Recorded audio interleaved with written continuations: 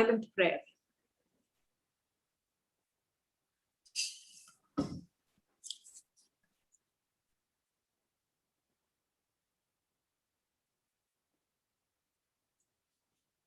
Like other social phenomena, the institution of marriage has also been experiencing profound changes over time. But with emerging trends, importance of marriage hasn't diminished.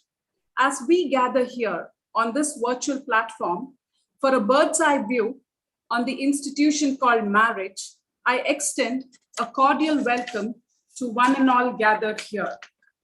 At the outset, I would like to welcome our president, who will be joining us in a few minutes, Dr. B. Narayan Naik, IMA President of Kasaragod Branch and Vice President of IAP State Branch. I take this opportunity to welcome our chief guest, Dr. Sulekha PM, children's specialist and psychotherapist from Puttur. A pleasant welcome to you, ma'am. I extend a cordial welcome to my very dear friend and the speaker for the evening, Dr. Bhagyashree Bandari. It's a pleasure to have you here, Dr. Bhagyashree. A warm welcome. A gracious welcome to the office bearers of IMA, WDW, members of IMA and WIMA, and all our invited guests. A warm welcome to one and all once again. I now request Dr. Archana Naik to introduce our chief guest for the day, Dr. Sulekha PM, to the virtual gathering. Over to you, Dr. Archana. Thank you, ma'am. It's my privilege to introduce Dr. Sulekha. Madam has many accomplishments. She has completed her education till PUC at Kasaragod. She completed her MBBS from KMC Mangalore and BCH from BMC with full sponsorship from Government of Karnataka. She did her postgraduate diploma in counseling and psychotherapy from Manas Institution, Shimoga. She has been the district level highest mark scorer in both SSLC and PUC exams, and she's got scholarship from the Government of Kerala for this achievement. She has been active in Guide and has won President's Award from the Government of India. She has been an active participant in speech, essay, story, poem writing, singing, acting, quiz, and has won many state and university level prizes during school and college. She has been associated with Indian JSIS and has won Outstanding JSERET Award of the Zone and the Best President of the Zone. She has been a member of many doctors' forums in Puttur. She's been the past secretary of IMA Puttur, the past vice president of Puttur IMA, past presidents of Anne's Club of Puttur, and she's also a member of Kannada Sahitya. She's a member of Vidya Vardhaka Sangha Puttur and a member of the management committee of Vivekananda PU College, Puttur. She has been the resource person for teachers training, and she's written articles in leading newspapers and magazines. She has given many TV and AIR interviews with relation to adolescent health. She's a faculty in IAP and Adolescent Health Academy, AHA. She has been invited as faculty in national level conferences held at Agra, Khajuraho, Nagpur, Bangalore, Mumbai, Mangalore, etc. She's also got the Doctor of the Year award by ESI Medical Services, Government of Karnataka, in the year 2017.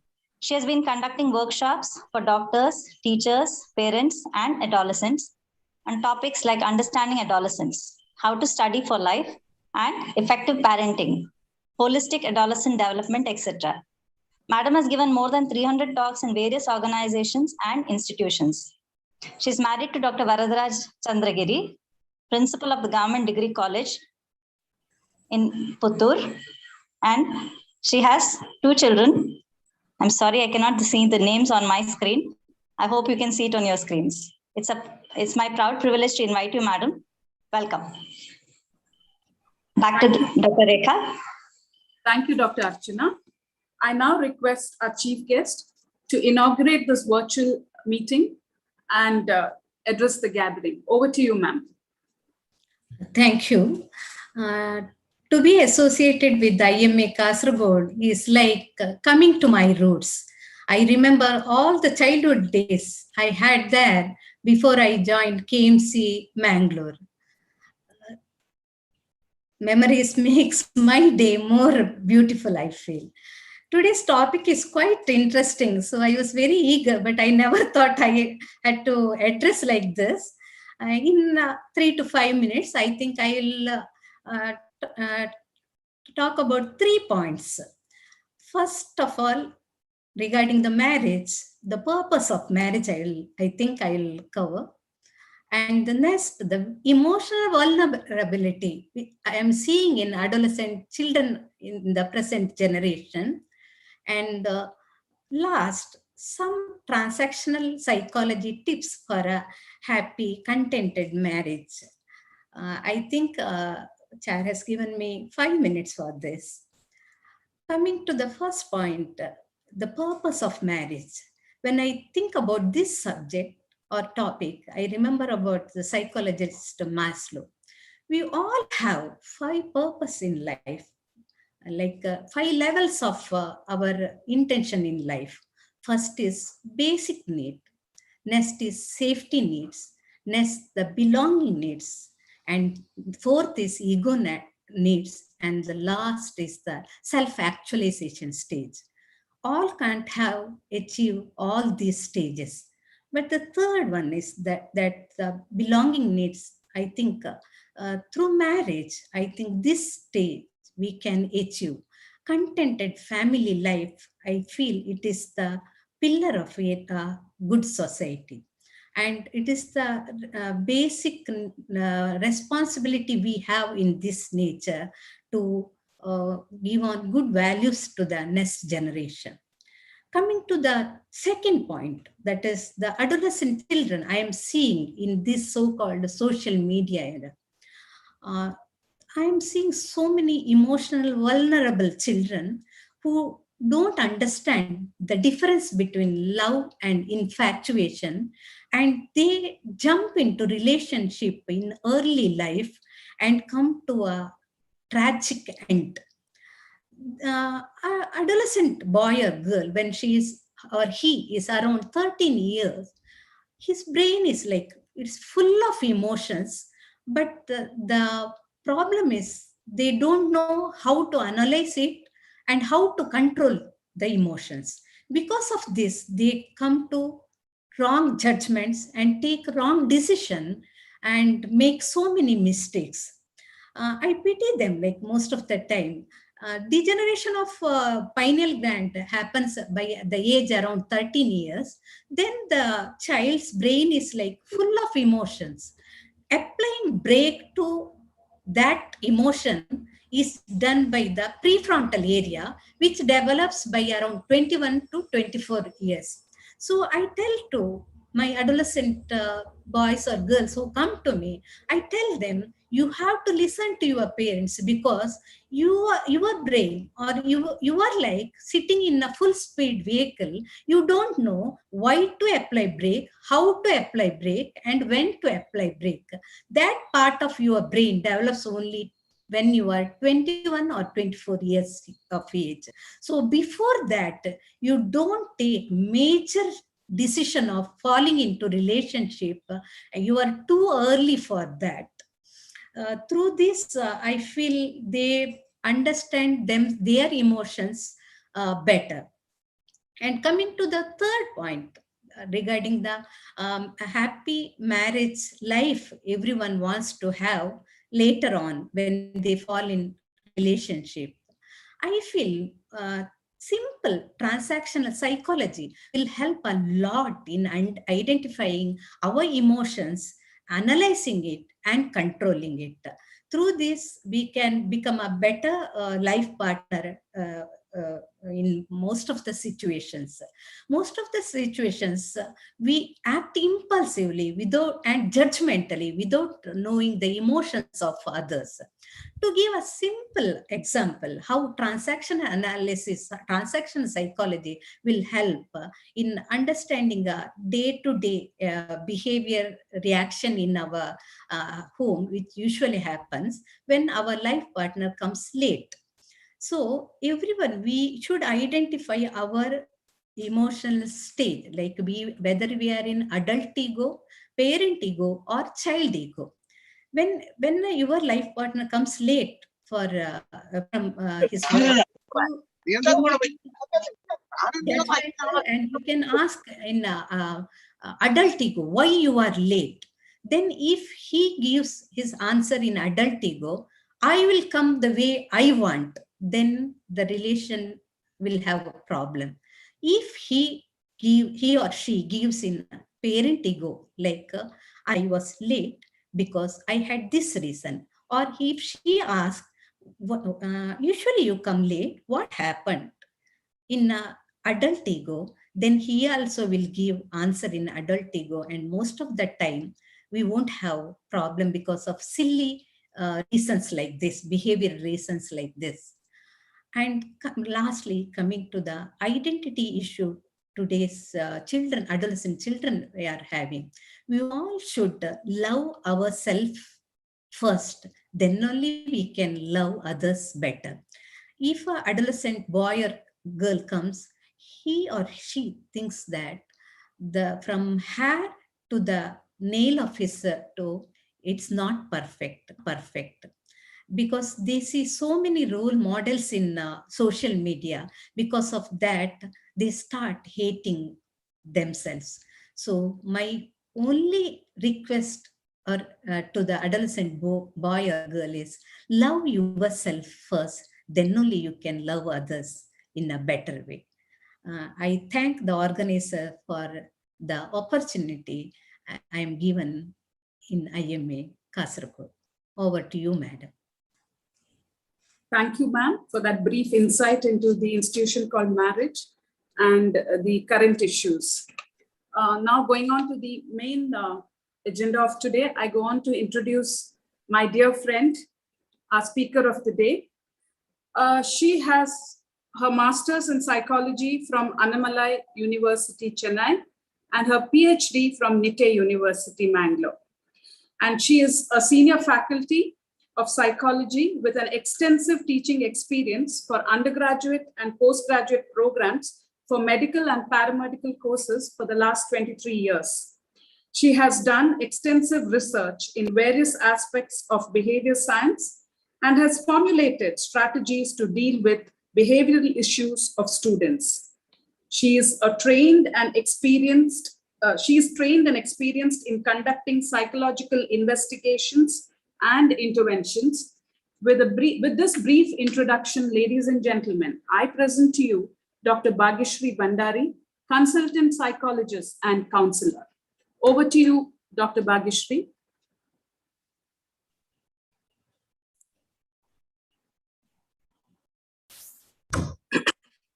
Thank you, Dr. Rekha. Thanks for this opportunity.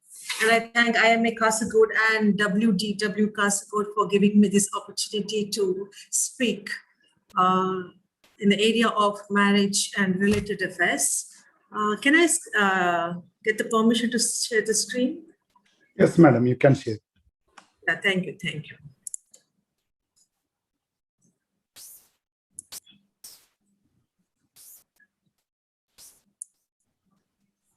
Marriage, as we see, it's a beautiful journey, but with determination. This determination part is very, very important. Start slideshow, madam. It's not. Pardon me? Start slideshow. Can you see now? Yeah, yes, ma'am. Yes. Perfect? Correct, madam. Yeah. So marriage is a beautiful journey, but of course, with the great determination. Determination is a key ingredient in sustaining a beautiful marriage. Now, as Dr. Sulekha said, belonging need, Dr. He was Abraham Maslow, who talked about belongingness. Belongingness is a major thing in marriage. Marriage is all about love, trust, commitment. The list goes on: loyalty, communication, understanding. But a successful marriage requires individual efforts from both partners. Individually, we have to work on each and every dimensions of marriage. Marriage stands the test of times when both you and your spouse work towards making things better. As we are tested the most when we face adversities, if you can sail through these adversities as one, as a team, then you have won half the battle. Now, I'm taking you all through some of the stages. Various theorists have given various perspectives on marriage. I'm taking through one where it has been said that the first stage is passion. As soon as we marry, there is a honeymoon stage where romance and intense attraction is in full bloom. And people start discovering each other emotionally, mentally, physically, and feelings-wise. But it often seems like a short-lived as springtime. It is too short. By the end of 1 or 2 years, most couples usually lose that initial magic, though this can vary by couple to couple. But when this is happening, a passionate stage is a strong and significant base for the institution called marriage. There lies the further developments of our married life. But as a practicality goes on, somewhere it has to come down into the realization phase. This realization takes place as soon as the honeymoon ends. Here we come to know, here we feel that more than anything, my husband, he can't even do this work, he can't even do that work. Or husband may feel that, oh shit, my wife, she doesn't know this. So that realizing each other's personality. So here what we are supposed to do is we have to accept each other as they are, not as we want them to be. There begins the journey of marriage where we start learning the personality of each other, learning the various minute dimensions of marriage, what marriage really is. Often there will be a lot of disappointments and early conflicts. And early conflict are the hallmarks of this difficult, unavoidable period. As the two of you make the first step toward accepting each other for who you really are, the acceptance phase is very, very important for being very grounded in an institution called marriage. Now, whatever we have to say, we need to say assertively, but also we need to empathetically listen as we both introduce our deepest personal needs and wants. Now, empathy counts a big role in the marital status because empathy is nothing but therapeutic conversation. When we do counseling, a lot of empathetic conversation takes place there, which is often very, very successful. Empathy is a key ingredient in a successful conversation of solving certain things. So as partners, we should develop the art of empathetic listening towards towards a partner and their viewpoints. Now, as we travel through the journey, there is one phase called rebelling phase. This rebelling phase often comes and it passes throughout. We cannot say that it is stuck in that particular stage itself. It might follow. It might go on. What happens is that the lady will miss her friends, a man will miss his school days. She wants to travel, watch movie, whereas the husband wants to go for a cricket match or play. What happens is that the diverse interest can cause a lot of problems. Love, amid the power struggle of the rebellion stage, is a tricky business. You both believe you are right, but of course your partner is wrong. When I am right, someone has to be wrong there. This is a usual phenomena that prevails within married couples. That means you're simultaneously offended at being called wrong. When I'm right, when someone calls me wrong, I would not want to take that from the other end. So here we make a small mistake. Now, experts say that the drama of rebellion stage is unavoidable. Learning the art of a good fight is a mission now. We all become experts pertaining to arguing over or winning over a particular topic or particular incident. Often it is the nature of battle rather than the substance of the discussion that leads to trouble. By substance of discussion, I mean the content. The content of the issue is forgotten, but the behavior, who raises the voice the highest, the pitch, the tone, the audacity, that matters in satisfying and pampering our ego. Now, rebellious thoughts, when met with anger and frustration, often leads to rebellious actions. Sometimes to the extremities like infidelity, lavish spending, saying yes to the sudden offer from the work to transfer to a new city. These are all nothing but just we are giving some pampering strokes to our ego. Somewhere we have to control the ego, which is been boiling, and to vent out in a revengeful manner, the person can take up any steps to hurt the partner. Now, once this goes on, it might or it might not, but cooperation often develops out of it. What happens is that at certain stage, we grow beyond our fights, disputes, arguments, and disagreement. Somewhere we come to one amicable conclusion. As marriages progress over time, they inevitably become more complicated. Careers grow, houses get bigger, personal commitments grow deeper, and children arrive. In the cooperation stage, marriage takes on a business-like personality. We set aside all our differences, love and emotion too, and we personally realizing certain aspects like there are mortgages to be paid, investments to be handled, careers to be directed, health to be managed, and first and foremost, children to be raised. In the process of dealing with all these things, certain minor differences we just overlook and we get into solving all those problems. And if you are lucky enough to accept the things as it is and understand each other, the reunion phase takes as there will be more maturity and we try to rediscover undiscovered part of our personality. There will be multiple dimensions we might not even looked at in our partner's personality. Now, if you have children, the cooperation stage often lasts 10 to 20 years. Then suddenly it is gone. Your parenting commitments are lessened because children grow. Differences reduce. Your finances established, your career set, and mortgage is paid. Now, what next? For happy couples, it is time to appreciate each other again. Not as parents and providers, but definitely as lovers and friends, thinkers and seekers. Now, achieve this, and there's peace, happiness, and reconciliation. This can give us immense content in our life that can bring about a lot of peace and happiness too. But it all sounds wonderful though, but it is often very hard to achieve. We have to literally work on this. It is very difficult. For this, both the partner should be having the open-mindedness to accept things once again, forgetting and letting go all that happened between us in the past. The embers of passion needs stroking once again.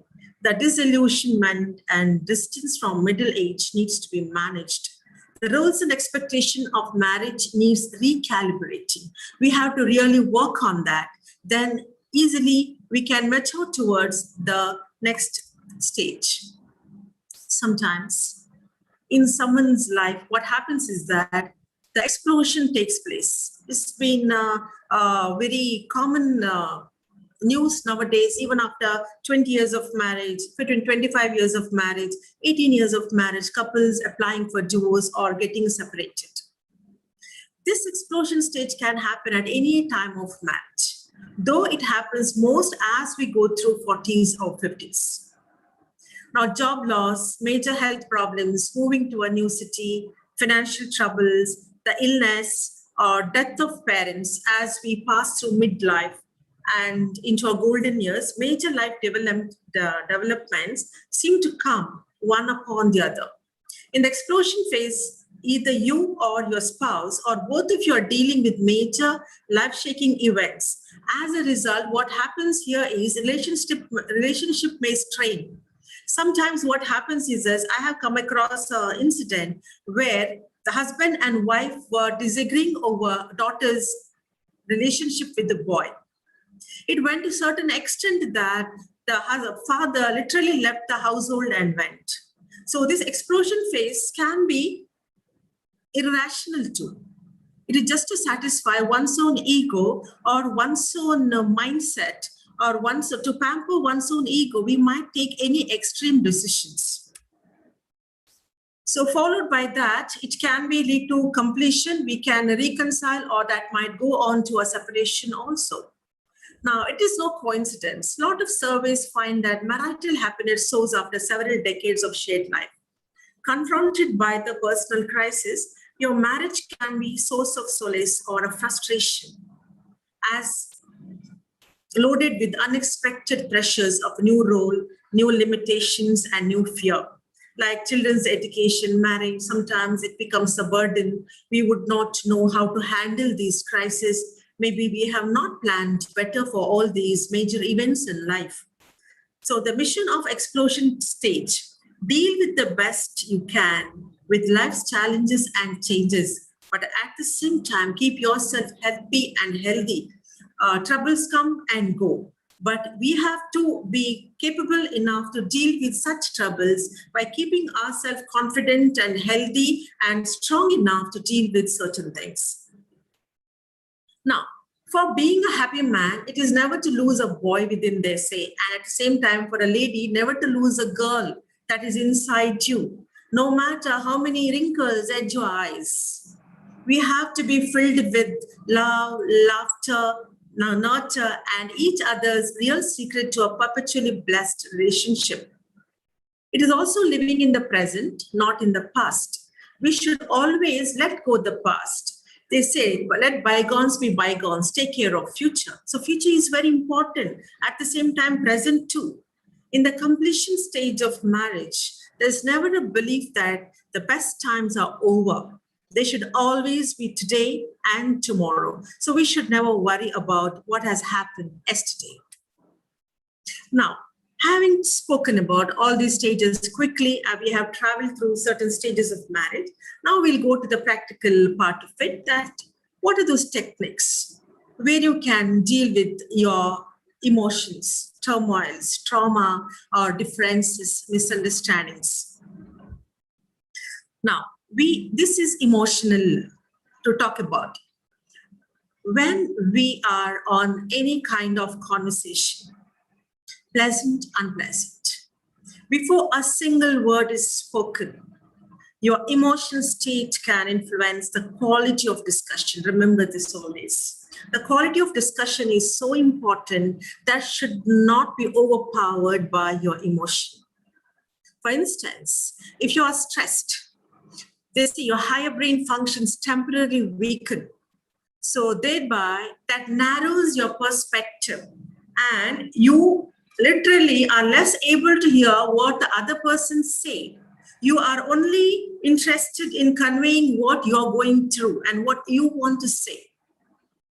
This should not happen. That is why when we need to address something upsetting, sad, tragedy, it is best to wait until you feel calmer, very much calm. Bring all the calmness. It is very easy to say, but I want to say that. It is not difficult also. It is not that difficult to keep ourselves calm. It can be managed with various aspects. And if an exchange of words become heated, remember that timeouts are not just for kids. Time out, take a break. No, even we can take a break. We can stop the discussion for a time being. And we can always say that, wait, let us discuss after some time. Always reassure a person that I'm coming back to discuss this, so that the partner should not feel that you are avoiding discussion. But having a composed state of mind is so important to convey what we are trying to say in an argumentative situation or a discussion situation. Discuss over anything, pleasant, unpleasant, positive, negative, happy, unhappy. It can be anything. So calmness is the key. We have to develop bring in a lot of calmness. Thereby, we can communicate exactly what we want to say. Think like a negotiator, they say. So people often enter into high-stakes conversation, having rehearsed their own point of view. It happens with me also. Whatever I want to say, I think 100 times. I don't want to say, I want to talk like this. But you should never go in thinking that there's only one solution that you already know what it is. That is error in communication. That becomes error in communication. Instead, you suggest sparking a joint problem-solving effort. We can sit together or across and start talking about the problem, not about our emotions related to that problem. I repeat, it is not your emotion related to the problem that is important. It is solving the problem practically that is important. By thinking about what outcome really matters to you and then keeping an open mind. We should always have an open mind. Always remember one thing, it is how we look at it, at the situation is important.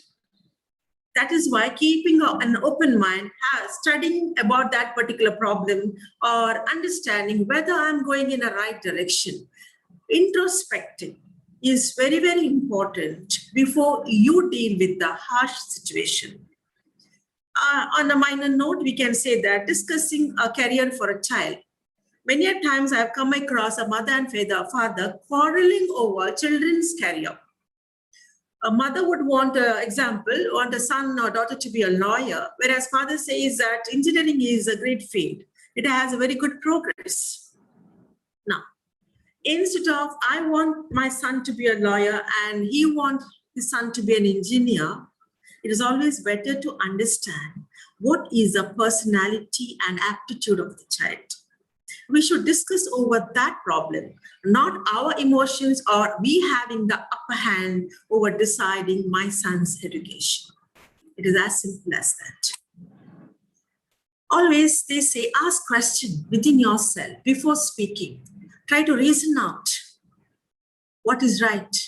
Am I going in a right way? Reasoning out is always stepwise. We have to, most of the time, I suggest one more thing that we should write down. Always we should write down what is our thoughts. We should always should have one journal. The journaling is very important nowadays, whether it is our stress, our happiness, our pleasure, our gratitude, whatever it may be, we should journal it out. In the process, we develop the quality of reasoning. Reasoning is stepwise, seeking a stepwise solution to our conflict, our turmoil, or our internal or external. It can be anything. See, trying to communicate without knowing where the other person stands is like attempting to thread a needle in the dark. I hope you understood this. Not knowing anything, but we are going only holding that thread, we're just searching that hole and trying to put it inside. In the same way, what I want to do, I'm going only in that tunnel vision. What I'm seeing, only that is right. People get really intent on telling their side of the story also, but we want to tell that first. It is always better start asking questions, doubtful questions. Questions are always doubtful. Now, this will help you to avoid assumptions that if you are giving someone feedback, for example, first ask them if they have their own ideas about where the problems lie. Before we pointing out our opinion, our feedback, we can also ask a person. It's like, this is especially pertinent if you have a power over the person, such as in a parent-child or a husband-wife relationship. If you just unilaterally tell them your assessment, they could feel that they have to agree with you. So they pretend to agree with you. They will never be opening up about their thoughts, their ideas. Most of the time I have seen while interacting with students, they come out with better, innovative ideas and solutions that we have. than that we have many a times. Now, when children fail in exam, instead of husband blaming wife and wife blaming the husband, both can sit and ask ask each other, can you please figure out where is the real problem? Is it substance abuse? Is it love affair? Is it lack of interest or lack of aptitude? Many a times after putting children in college, we realize that my son or daughter is not fit to study this particular course. Never mind, it's not too late. We can always withdraw kids. Ultimately, it is where the child is happy that is important than what degree the child or certificate the child is having. The child should be happy at the end of the day working in an office. Now, this is very important, taking turns. Sometimes it is perfectly fine for one person to do the most of the talking, like what I am doing now. I'm doing all the talking and you're listening. In a counseling sessions, interview, lecture, all these things here, it is fine. But when a conversation between the partners, the spouse, children, with the parent child, or the student teacher, anywhere, the ratio should be more or less even. We should give equal chance for them to talk, maybe first, but let them speak. Give them chance. By speaking, you will understand where they are hinting at or where their thought is directed. So that makes it easier for us to analyze the situation and seek a better solution to the problem. It is very, very important that other person should talk always. The talking makes things better than the silence. They say silence is golden. No, it is not golden. It can be explosive. It can explode one day. So better give them chance, equal chance. Let them talk more, no problem. But you will be having a greater opportunity to understand how that person feels, so that everyone gets the same pleasure and pay attention back. Both are happy at the end of the conversation. Now, very, very important, we all know that we should not be judgmental at all. Even with the small children or teenagers or with adults, middle age, old age, anywhere, a big no to judgments. Our common reaction to criticism is to stop listening. So it can be hard to get your point across. One of the most valuable communication skill is to address situation by stating how it makes you feel instead of describing the other person negatively. I repeat, stating how it makes you feel. If you are overstressed at your workplace, when we come home, things are not nice. Children will be having their own screaming sessions, and wife or husband will have their own screaming sessions. Instead of saying, you have created a miserable home environment, this is a hell, it is always better to put it in a different sentence, saying that I'm stressed out by my workload. Can we work on this? I want to feel better. Definitely any human being will come forward to make things better. Or I feel when a husband doesn't listen, most of the time, husband doesn't listen to what wife says. Wives will have a habit of saying that, I feel ignored when I ask a question and you don't answer. Instead of saying you are a bad listener, we can always say that I'm hurt, I feel ignored. Here you're not becoming small in front of anyone. Stating assertively what you want in an appropriate manner can always make the things better than worsening the situation. Make sure, however, not to simply lean on I statement.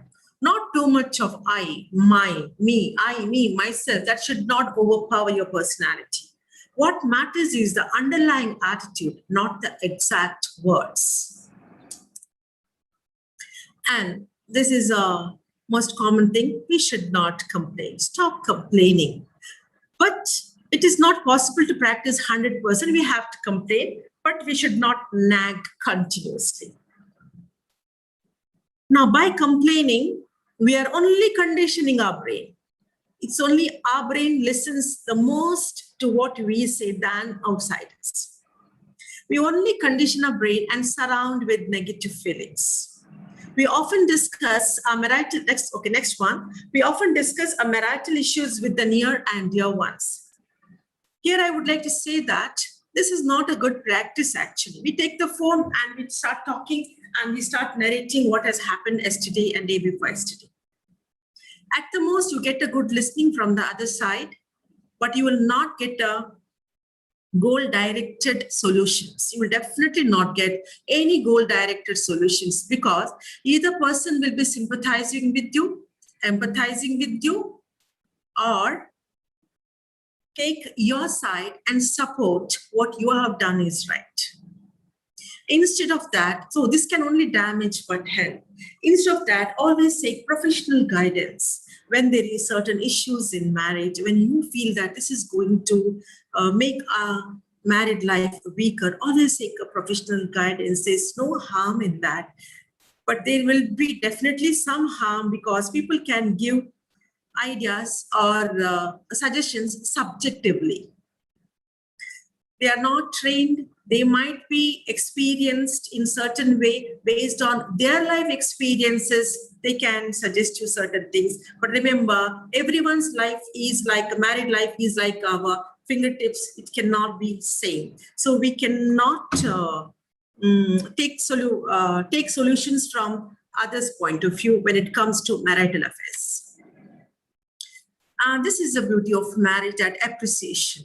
Appreciation fills the heart, especially with females. They need to be appreciated after, very frankly speaking, dressing up so nicely. The husband appreciates you looking so beautiful, gorgeous. It's like your heart is gone. You are just out of the world.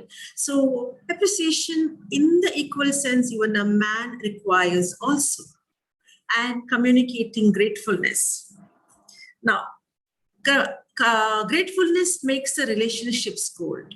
In the sense, we should be grateful. Even if we are able to smile with the person, that is, we should be grateful about that person because they bring in smile in our life. Same ways, vice versa.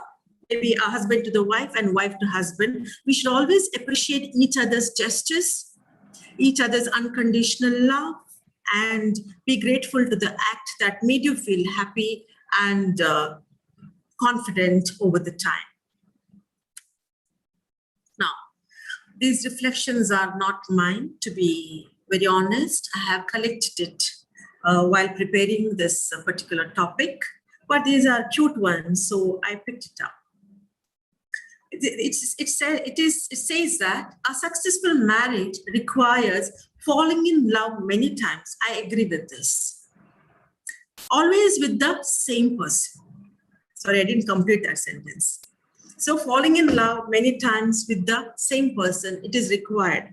Most of the time, we stop falling in love with the same person. What happens is that we get bored or we feel we are mature, we are old enough to get into the maturity phase, completion phase, and it is a very cordial relationship. No, we can love till we become old and 18, 90, anytime we can live. Nowadays, we can see a lot of videos on people who are in 90s enjoying their marital life. That is really a motivating factor for all the youngsters to reflect upon marital status. A great marriage is not when the perfect couple come together.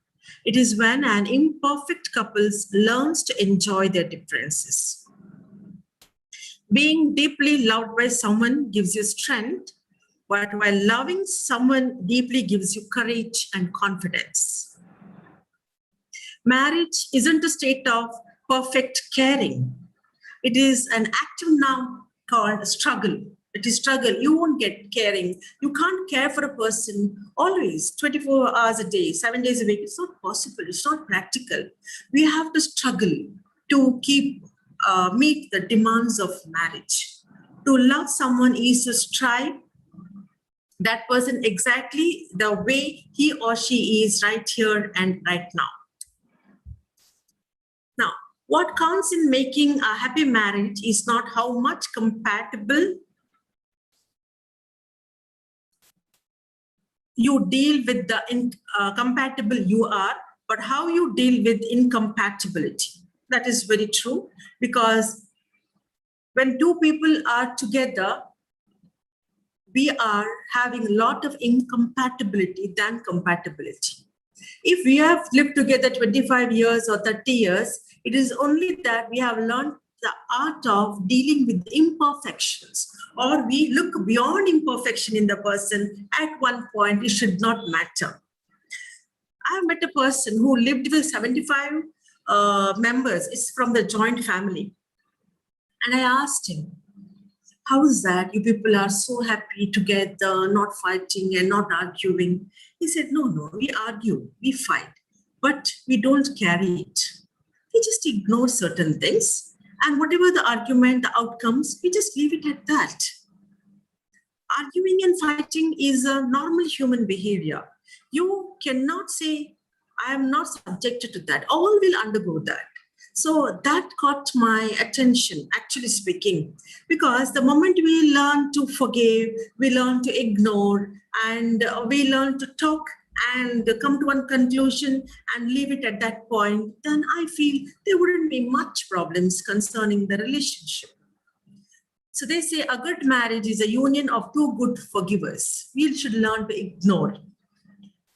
At the root of every successful marriage is a strong partnership. Marriages are like fingerprints, I said. Each one is different and each one is beautiful. And this is what I love. It is a risk. I think it is great and a glorious risk. As long as you embark on the adventure in the same spirit. Nowadays, what happens is that most of us are high achievers in the field of our education, in the field of our profession. We have achieved so much. But when it comes to relationship, we are not able to do that. Because we do not take challenge in that particular area. Every other challenge is accepted and tried upon. But here we hesitate because, I don't know, I may be wrong. There is some option called as divorces there. So you don't go to think too much. And the second problem, what I have come across with the marital counseling is that nowadays parental interference is more when it comes to relationship issues with the son or with the daughter. They come like a mother hen and try to protect their children from their spouse, either son-in-law or daughter-in-law. So even this is, they never teach a child, it is a challenge, you have to go with it. You have to try. There's nothing wrong in trying and being with the same, continuing the relationship for 6 more months and see. Because every day in marriage, as we see, it opens up with the new problems. What problem I had last month may not be there this month. This month, I must be experiencing a new problem.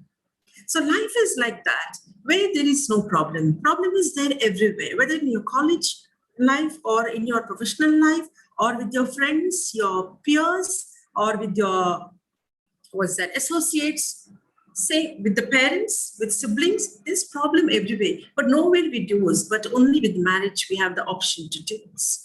So that is why I think all these avenues are opening up. Now they say marriage has, this is a lighter note, marriage has no guarantee. If that's what we're looking for in life, then go live with the car battery. This is just on a lighter note.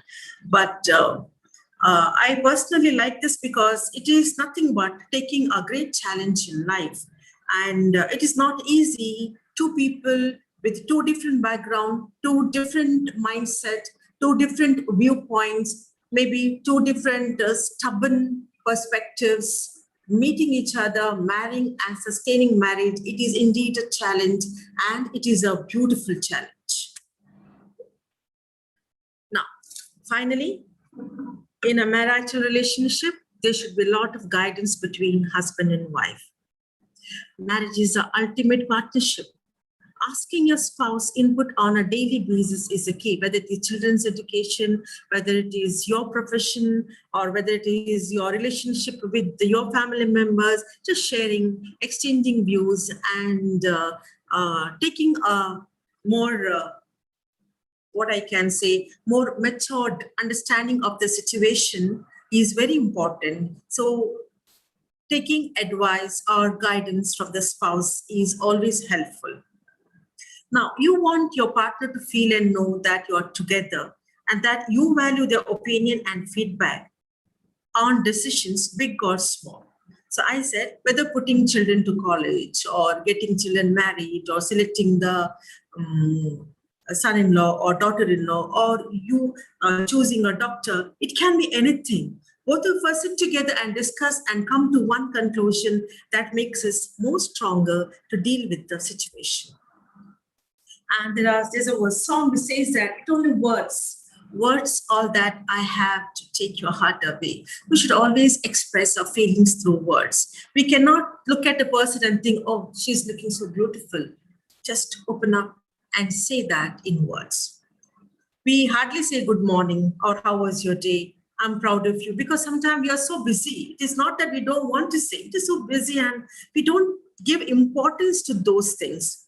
And appreciating, saying, I'm sorry, please, thank you, I love you. All these things should be part of everyday life for a successful marriage. Words, the stroke of positive words, stroke of loving words, stroke of encouraging words, appreciating words are very important to sustain a very healthy marriage. And I thank everyone once again for your patient hearing. I hope this short presentation of mine has made important, might have given you an important message. And in that case, I am very happy. And I once again thank Dr. Rekha and members of office bearers for giving me this opportunity to come here and speak a little, share my little knowledge about marriage. Thank you, everyone.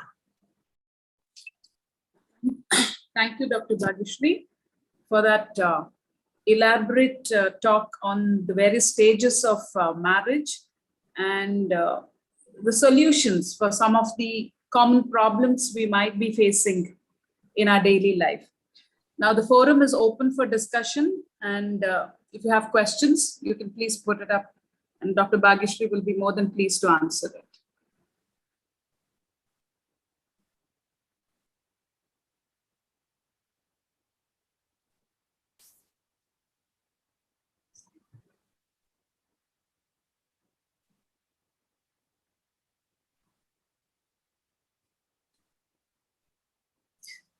No questions. Everybody is highly enlightened. Yeah. So, thank you. I now request Dr. Nabisa to give away the vote of thanks.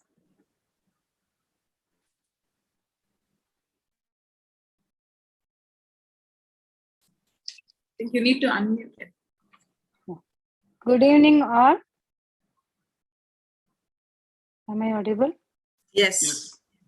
Respected President IMA Kasaragod, President WDW Kasaragod, GCC Chairperson Kasaragod, Secretary IMA, and today's Chief Guest, Guest Speaker, and Senior Members. It is my privilege to propose vote of thanks on behalf of WDW IMA Kasaragod and Golden Jubilee Celebration Committee Kasaragod. First of all, I would like to thank Dr. Rekha Rai, President WDW IMA Kasaragod, for organizing today's program and selecting such a wonderful topic, which is need of the hour. Thank you, ma'am. My sincere thanks to Dr. Narayan Naik sir, President IMA Kasaragod, Vice President IAP Kerala, for encouraging us to conduct many programs in this Golden Jubilee Celebration Kasaragod IMA. Without your support, we couldn't have done this, sir. Thank you, sir. Sincere thanks to GCC Chairperson Dr. Bharatan, sir. Our sincere thanks to today's guest, Dr. Sulekha Madam, for accepting our invitation. Thank you, ma'am. On behalf of WDIMA Kasaragod, my sincere thanks to our speaker, Dr. Bhagishri Bandari, ma'am. Thank you. For very informative talk on marriage. It was a wonderful presentation. Thank you, ma'am. I would like to thank Dr. Kasim, IMA Secretary, Thank you, Dr. Kasim. I would like to thank all senior members and members of WIMA, WDW, members of IMA, my friends, all invited guests. Thank you all.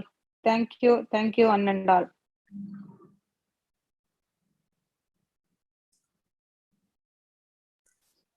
Thank you, Dr. Bhagya.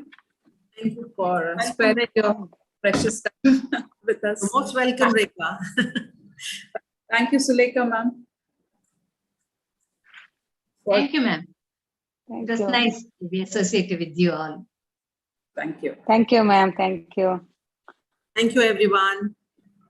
Thank you. Dr. Kasim. Thank you, madam. Thank you. Good Thank night. you.